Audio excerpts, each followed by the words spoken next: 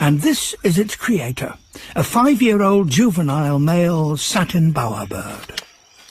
He is just a beginner.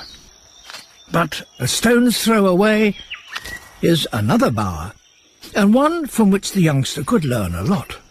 It's bigger and more elaborate.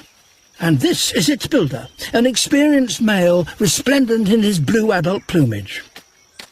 So that is how it should be done. Junior returns to his own bower and tries to improve things. That should probably go just here.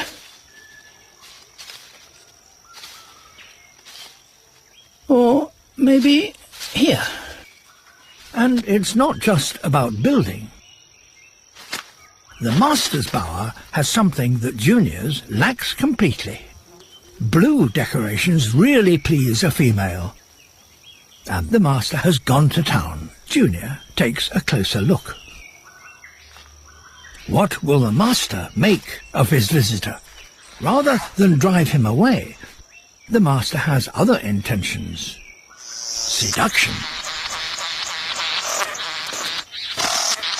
Juvenile males are almost identical to females, so the master grabs the opportunity to practice his courtship display on him. Junior doesn't know what to do next, so he exits mid-performance.